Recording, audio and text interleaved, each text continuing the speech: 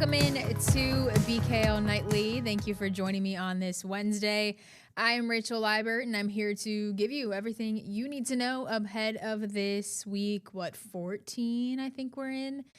Kind of crazy. We're at that point. I think I said that last week as well, but the Bills are getting ready for their second AFC North matchup in a row. Last week, obviously, they took on the Steelers, got the win over the Steelers, and now they are hosting the Cincinnati Bengals, who enter with a 4-8 record. The Bills are 8-4, but they do have Joe Burrow back. He made his return last week, and they got the win over the Ravens. So big change of events potentially happening here for the Bengals in an AFC North playoff picture that isn't really concrete. I mean, I think the Steelers are 6-6 now with the loss last week, so we will see how that shakes up. But nonetheless, I'm here to give you the Bills information and what their playoff potential picture could look like. So we'll get right into it. The Bills kind of made some moves today ahead of this game that could potentially help them on defense. They claimed cornerback Darius Slay off of waivers today from the Steelers. Kind of funny, he just played the Bills last week. He was not active actually for that game. He was a healthy scratch, but he does come to the Bills after they just lost, or after the Steelers just lost to the Bills last week. Slay made 9 starts this year for Pittsburgh, was with the Philadelphia Eagles. Before then, he played 5 years for them. Had 14 starts in his last season with Philadelphia. He's a 6-time Pro Bowler, so definitely adding some depth to this cornerback room that, the Bills have had a revolving door of injuries and just different rotations of starting guys going in and out. So doesn't hurt to add some depth. And with that move, they released Jamarcus Ingram, who I believe has been a healthy scratch the last 3 games for sure last week. So they did let go of him. All right, now we got to get into what we normally start with when there's no news of the day: injuries. 3 Bills did not practice today. Starting with Joey Bosa, probably the biggest news of the day. He has the hamstring injury that he suffered in the win over Pittsburgh, and he's also still listed with the wrist injury that he's been dealing with for the last few weeks. Was a do not practice today, and isn't looking like he's trending in the right direction to be active this weekend. We do have some updates from Sean McDermott later in the show, but as of now, no official word, but we will keep you updated. Terrell Bernard did not practice with an elbow injury, and then Josh Palmer did not practice with a knee and ankle injury. Both of those guys were inactive against Pittsburgh. All right, we've got some more injury reports, updates now. Some positive ones for the O-line. Deion Dawkins and Spencer Brown were both upgraded to limited today. They missed the entire week of practice last week and obviously did not play against the Steelers. So a sign that they are trending in the right direction. Dawkins was in concussion protocol, I guess still is in concussion protocol, and Spencer Brown has been dealing with a shoulder injury. Dalton Kincaid is still limited and now has a knee injury added to his list of injuries. He's been dealing with a hamstring injury for several weeks. Has missed several games, and then today it just popped up that he also has a knee injury. So not looking too good for him, but he is still limited, so that is a better sign than the DNP designation. In full today, TJ Sanders practiced in full with the wrist injuries when dealing with. Jackson Hawes, newly added to the report, but he was a full participant today, listed with the back injury. Reggie Gilliam with a knee, and Reed Ferguson, the long snapper, has a neck injury, and he was full today as well. So good signs there. Not too extensive of an injury report as we have seen in the last few weeks with the Bills. I think I've started off every show saying very extensive injury report today. There's about 14, 15 guys, but today is looking a little bit better, and we'll see as the week goes on. All right, so the Bills obviously started this season a lot better than they have been doing as of late. They had a 4-0 start, and then the last 5 weeks, they've gone back and forth between wins and losses, and they are now in the 7th playoff spot in the AFC, which I don't think anybody thought they would be at this point. This seemed to be the at least what people said was the clearest path to the Super Bowl for the Bills this year, just looking at strength of schedule ahead of the season. And now they are kind of even trying to hold on to this playoff spot. But good news for all of you Bills fans. The Bills play really well in the month of December. At least in the last 3 years, they are 12-1 in December games. So maybe it's the Buffalo snow, maybe it's the cold weather. I don't know what it is, but they're pretty good at adjusting and getting things done on the back half of the season. So today, over in Orchard Park, some of the team, as well as Sean McDermott, touched on, why they're so good in this backstretch of the season, even though Sean McDermott still has some concerns with where his team is at. I don't think we can afford to be inconsistent. Not now. Not that you can ever be, don't get me wrong, but, our backs are against the wall. That's the way it is, and that's our mindset. Fighting for a playoff spot, I don't think we really talk about that in our building very much. I don't feel like we're in that position. We're just going to go out there and play our game, and if that is the case and people feel like that, well, that's just all that much more reason to take care of your job. I think to not worry about that, to continue to stick with the process of what we know works for us, have a good week of practice, and then, again, go out there on Sunday and just go execute as best as you can, put forth your best effort. Not having no panic, trusting the guys in the room, trusting the guys on the defense, and just going out there, executing our job, really just playing our 1-11. That's all we can do every week, and just staying positive, not allowing one loss to define us. Just continue to stay in the process, and then once the game comes, you trusted that you've put everything in throughout the week to prepare yourself to go out there and just be able to play.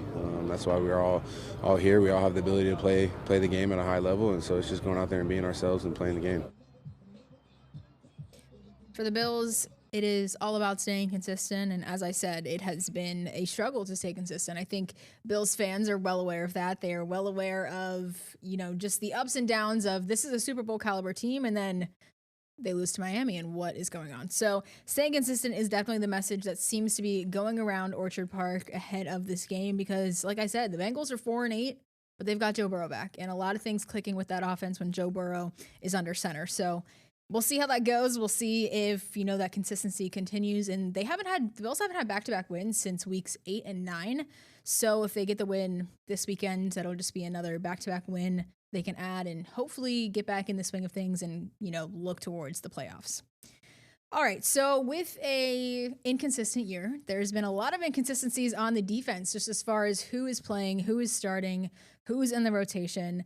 So today, Thad Brown was out in Orchard Park, got to talk to the team about they've had all of this adversity on defense that they've been overcoming, and they're still succeeding, even though they've seen so many different guys, so many guys get hurt, so many younger players have to step up. They've still found success in this adversity. So today, Thad Brown was out in Orchard Park, got to talk to them about just what it is that has made them successful. It's wild to think about how fast the merry-go-round has spun for the Bills' back seven on defense. 3 different players have started at corner, 3 at safety, plus Jordan Hancock. 4 different guys have seen significant time at linebacker. Even the nickel corners, Taron Johnson and Cam Lewis, have both been in and out. And yet, the Bills enter December allowing the least passing yards per game in the NFL. Talked to some of the players today about what's kept this group going and so successful this season. The type of guys that are brought in here, and just the type of not just players they are, but men they are. There's probably been a lot of plays everybody can say that maybe hasn't gone their way, but their ability to reset, refocus, and come back in the next work week or the next day, ready to continue to prepare. We didn't point the finger. We didn't separate from each other. We actually came together even more. You know what I'm saying? We look within ourselves rather than pointing the finger, and that's high key what helped us the most. The players' commitment to improving, getting on the same page with how our coverages work. Like I've said before, it's never one player, never one position. It's really all 11 guys playing together, and I think that's some of what you're seeing now. Really good group of guys that all love playing for each other, don't want to let the next guy down, and that's why we play the game. The Bills' pass defense hit a bit of a rough patch midseason in losses to the Patriots and Falcons when they allowed 500 yards in those 2 back-to-back games. But they've buckled down of late. In the last 4 weeks, the pass defense has not given up even 175 yards in any one game. Christian Benford said, quote, "We had some hiccups, and during those hiccups, we stuck together, stayed true to our foundation, who we are, and what we do." Yeah, last week the Bills held the Steelers offense, I believe, 166 total yards, which was one of their best performances this season, if not the best performance. So it has been really interesting. We have talked a lot on this show just about the rotation of guys, the young guys, thinking who needs to be a difference maker this weekend, who needs to do, X, Y, and Z. And it seems that although they've had so much, like I said, rotation, struggles, adversity through this, they have still found a way to get it done. So we'll see if that continues into this weekend. All right, as I mentioned earlier in the show, Joey Bosa is on the injury reports and did not practice today, not looking good for him.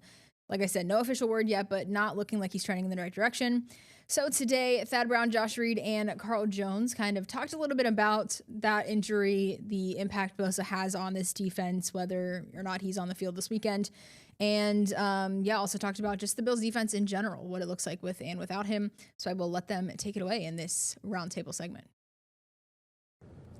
It is time now once again for the BKL Nightly Roundtable. I'm Thad Brown, Josh Reed, Carl Jones, Bills and the Bengals this week. But guys, seems like Joey Bosa might be a long shot to play. Sean McDermott talked today about the injury maybe being between the 1 week, a few week injury. Hamstrings are nasty things. If he does miss this game, and maybe more, but especially against this Bengals offense, how much of a hurt is it for the Bills? Well, it's huge because Joey Bosa has been one of the few guys on that side of the ball who's been a consistent playmaker. We saw it again against the Steelers. You know, he gets the sack, forces the fumble, turns into a Christian Benford touchdown. Look, when they signed him in the offseason, it was kind of like, hey, we know what comes with the talent, the risk of injury, and here we are with a hamstring injury. Like you said, the Bills are hopeful that it's more on the week-to-week where it's 1 to 2 weeks and not week-to-week where it's 4 to 5 weeks. Oh, it's massive, especially against a quarterback like Joey Burrow, who is precise, he's accurate, he wants to be on time, but a great defensive end can disrupt that. So if you are without a Joey Bosa and he's able to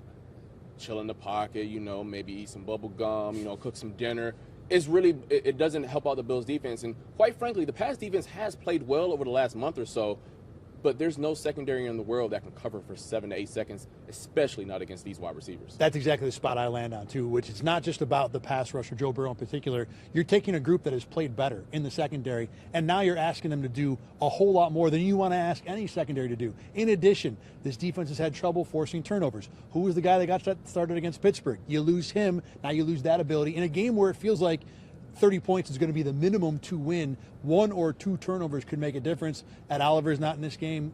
Greg Rousseau by himself is fine, but yeah, it's not enough. But I think it's an easy answer. Is it a big deal? Of course it is. It's just a matter of how big it'll be. Behind Bosa, the linebacker question continues to brew and brew. The better Shaq Thompson continues to play, and really the more Terrell Bernard misses time. Are we at the point now where, I don't want to say fait accompli, but the lean for Shaq Thompson to have that job full-time feels like it's too hard to push back the other way? The linebacker question, the answer is Shaq Thompson. I mean, he has played lights out when he's been healthy and on the field. He has been, we talked about Joey Bosa being consistent up front. Well, Shaq Thompson's been super consistent when he's been healthy and out on the field, and he just brings that level of nasty that this Bills defense and maybe the team as a whole lacks a little bit. He's that guy that you can just tell watching him on the field that he is not afraid to stick his nose in there. And we hear Sean talk all the time about wanting to be more nasty, and I think he provides that to the defense. Listen, Sean McDermott and the players can lie to us. You can't lie to that locker room. And if the locker room, if we can see that Shaq Thompson's their best linebacker or most consistent player in that position, I know the players in that locker room see it the same way. So there are going to be some uncomfortable conversations if and when TB is back to full health. But when Shaq Thompson's been out there, he's been by far their most consistent player, especially in the run game, because the run defense has been bad this year, but he's been the one bona fide plus when he's on the field. Carl, the thing I want to throw back at you here is Terrell Bernard's probably still the better option. If you just rank all the linebackers, he's probably number 2 at worst. When he is healthy, how easy would it be in theory for him to go play weak side linebacker in favor of Matt Milano, whether for injury or performance? I know they're both linebacker positions, but they're very much not the same thing. Yeah, I think it's going to be something that will be beneficial for TB because he appears to be a smart player by all accounts. He's been a player who's been able to handle the green dot really early in his career, so I wouldn't really have any issues with him sliding over a little bit. There are some differences, but I will say, for someone who is smaller, it's much better for him to be in space, maybe help him out long-term in terms of his health, because when you watch Shaq Thompson play, he's putting paws on linebackers and he's saying, excuse me, I got somewhere to be. And how about this when it comes to Terrell Bernard? My bad, I didn't mean to rough you up like that, my bad. Man, I bruise easy, man. I'm like a Georgia peach, man. But when you talk about Terrell Bernard and the option of possibly moving to the outside, one of the things about him, you said, you can tell that he's a guy who studies the game a lot. He's been in this system a while now. And the thing about middle linebacker is you have to know what everybody else is doing. He's the quarterback on that side of the ball. So you would think that if anybody knows that position better than the guy playing it, it's the guy at middle linebacker, and that would be Terrell Bernard. Make sure I'll pass you along the HR email in case you want to Right, file any know, charges yeah, against the yeah. assaulter over there to your left. Bills and Bengals this week. Buffalo in the last playoff spot right now. A one-game lead over Houston, but Houston has the tiebreaker. Bills still have the Jets and Browns left. You'd think 10 wins is probably the baseline for what they can do. All that said, how badly do they need to win this particular game? Yeah, I mean, I think it's significant because you've got the Texans just chomping at your heels right now. And, of course, they hold the tiebreaker because they beat them head-to-head. That Chiefs-Texans game, man, you talk about asking Bills fans to make a brutal choice because it's pretty hard to root for 15 because of what he's done to you in the playoffs, knowing that if the Chiefs lose, they're done. Their playoff hopes are over. But if the Texans win and you slip up against the Bengals, all of a sudden you're on the outside looking in. So they got to find a way to beat the Bengals.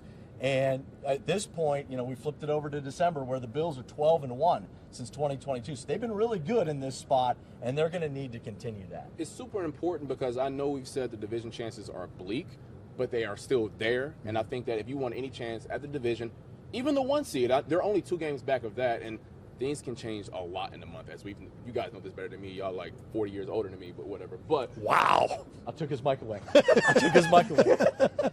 That's where we draw the line. I took his mic away from him. But in all seriousness, like we still have a lot of season left, and I think that with some divisional games coming up, especially the Patriots having the Dolphins, the Jets, as well as the Bills, there's a lot of runway left. You have to make sure you take care of business Sunday. I like the way you look at it, that it's actually a more important game to win than to not lose, because you probably still have some buffer, 1 game of buffer to be exact, to still make the wild card playoffs. Houston's schedule is tough. You might just be able to win those 2 easy games and get in.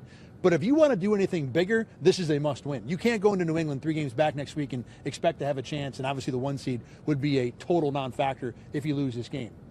All right, that's going to do it for this edition of the BKL Nightly Roundtable. He's somebody, the young guy. He doesn't even get a name anymore. Josh Reed, Thad Brown. Appreciate you guys watching. Let's go back to the studio. All right. Thank you, guys. We're going to take a quick break here. After the break, we're going to do our mailbag segment. Thad Brown answers your questions out in Orchard Park. That is next.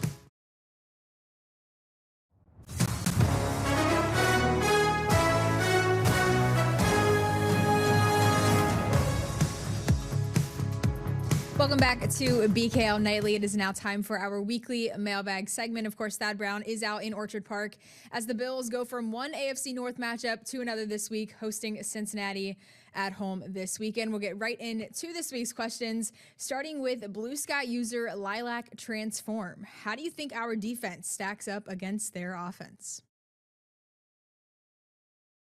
Will be probably the $1 million question for this week. How do you stop Joe Burrow and Jamar Chase and T. Higgins if he's back from the concussion? I think this Bills pass defense has been better of late, but I think the big question is, what is the status of Joey Bosa? And for right now, it seems like he's more likely to not play than to play. Then if that is the case, look, if it's just Greg Rousseau is the only threatening pass rusher, it's going to put a lot of pressure on this secondary and this back seven to try and hang with those receivers as long as they have to. And I think, too, I don't want to underestimate the Bengals' ability to run the ball. Chase Brown is one of the better, not great, but one of the better two-way running backs in the NFL. Look, there's not a lot of defenses in the NFL that stack up that well against this Cincinnati offense when it's firing on all cylinders. Their offensive line has been better this year, but if the Bills don't have Joey Bosa, I think that takes a pretty big hit. Now, both this Cincinnati team and this Bills team look a little bit different than they did a few years ago, Joey Bosa being one of those guys that is obviously a new addition to the Bills this year. So from X-User Bills 2882828, how much better do the Bills match up versus the Bengals today than they did back in 2022 and even 2023? Yeah, I love this question in terms of thinking about the different games, because Joe Burrow is 2-0 against the Bills so far. Small sample size for sure. First of all, I take the 22 game and throw it right out. The Bills defense was so banged up. Daquan Jones didn't play. Jordan Poyer was at like 40%. I don't even look at that one at all. So let's go to the 23 game. In that game, the Bills did have Greg Rousseau, Ed Oliver, and Leonard Floyd. The pass rush was incredibly better than it likely will be for this game, assuming Joey Bosa's out. But on the back end, look, Terrell Dotson was one of the starting linebackers in that game in 23. This year, I don't know if the Bills have better top-end talent, but with Shaq Lawson and Matt Milano and Dorian Williams playing the way they are so far this year, I do like the linebacker depth better. In addition, you go back to that 23 game, it was Dane Jackson at one corner towards the back end of where he was most effective in Buffalo. It was Jordan Poyer and Micah Hyde on the back end of their careers. I think the secondary is a whole lot better right now. Christian Benford is 2 years older. He played in that 23 game. He's a whole lot better right now. Cole Bishop's becoming a bona fide weapon as a safety. Poyer's actually still probably playing at the same level he was then. So I do like the Bills' cover ability a whole lot better in this game than back in 2023. But again, if you're going to let Joe Burrow sit back there and have all day to throw, that's still asking a lot of what could be a pretty good secondary. All right, we've got one more question here. We'll wrap things up from X-user Bob R. At some point, it needs to be accepted that this year is more about whatever high-profile quarterback the Bills face versus James Cook. Now, Thad, when you make your weekly BKL round or BKL mailbag question post on Twitter, on your socials, you tend to say it's Josh Allen versus this quarterback, but it kind of this year, James Cook has been a big part of this offense, and it kind of is looking like it's James Cook versus whatever the other offense brings. So what is your thought about, it not being Josh Allen versus the other offense, but it being James Cook? I thought this was a funny comment. I thought it was accurate, too, and a good one to bring up, because we have talked a few times about how, Josh Allen's the star of the offense, but the driver, the engine is the run game, and it is James Cook. And when you preview games in the NFL, the big games, it's usually about the quarterbacks on each side. And Josh Allen is obviously still a big part of this offense, but it is a good point being brought up by the X-user there about how we view the Bills going into a game, because James Cook, I think, is, number one billing right now. But that might not be true. I think if you're making this into a movie, the quarterback is always the star. But really, this Bills offense has been built around the run game. And you saw what happened last week in Pittsburgh. Yeah, Josh Allen made plays, but it was the run game who dominated on offense. I think this is where the Bills can be their most effective, too. So this person's right, and this is why I put the question in for today. It really is going forward, for the most part, going to be James Cook against whoever is leading the other team's offense, which in most cases is going to be the quarterback. Yeah, we for sure saw that last week with James Cook out rushing Josh Allen's throwing yards. So, that definitely has been a big factor. And it's right? A little bit shocking. He's the MVP of the league, and we have seen James Cook, but that's why he got this big contract this offseason. So we'll see if that trend continues into this weekend. All right, thank you so much, Thad, of course, for answering questions, bearing the cold out there in Orchard Park today. That is going to wrap up this week's mailbag segment. As always, you can send your questions to @ThadBrown7 over on X, Instagram, Blue Sky, and over on the News 8 Facebook page. We'll try to get to them each week as the Bills get ready for whoever they are taking on that weekend. All right, so we got one more thing to get to, and we have to revisit Joey Bosa one last time. I know we've talked about him a lot, but he is just such a big part of this Bills defense this year that his potential absence this weekend will have a significant effect on, at least I believe, what the Bills will be able to accomplish against a very productive Bengals offense. Very good passing game, obviously. Jamar Chase, like I said, Joe Burrow's back, so very productive Bengals offense, and it will be a challenge to get through that without Joey Bosa. So today, Sean McDermott did give a little bit of an update on Bosa. Nothing, too concrete, but it is something. And just kind of touched on what the team plans to do moving forward and just having younger guys step up in his role. From what I'm being told, we're thinking a week-to-week type of deal. But that can be, perceived one of two ways. A week to week, is it 1 week? Or is it like week to week as in 4 or 5 weeks? So we're hoping on the shorter end of it. Joey's intent on getting back as soon as he can. He loves to play ball. And so you saw his impact last week there. You always just prepare. You prepare no matter what. Just being a professional in this business, you prepare every week. You never know what's going to happen. You hate to see something happen to a guy at the end of the day, and so you just prepare every week. You never know what's going on, and you just kind of get ready regardless of what happens at the end of the week. Make sure the guys is down, they pick them up, make sure their mental is good, and whoever is behind them ready to go, make sure they're ready to go, mentally good, physically good, spiritually good. So just making sure we all are hitting the cylinders. You can never replace a player like Joey, so but it is someone's job to step up, and that's what we've been doing and counting on all year pretty much. So the same is expected this week. Morgan Fox, that's a new name for Bills fans this year. He's been a practice squad guy And you might have his chance this weekend in Bosa's absence to be a D-end and make a difference here for the Bills. All right. That is all I have time for this BKL Nightly edition, Wednesday. We will be back here tomorrow with some more news, some updates, predictions, me, Thad Brown, and Caleb Carr. But for now, for Thad Brown, for Josh Reed, for Carl Jones, I am Rachel Liber. Thank you so much for hanging out with me on this Wednesday, and we will catch you next time. Get the Rochester First streaming app today for everything you love from News 8 On Demand, plus exclusive shows you won't see anywhere else. Search ROC and download for free on Roku, Amazon Fire, and Apple TV.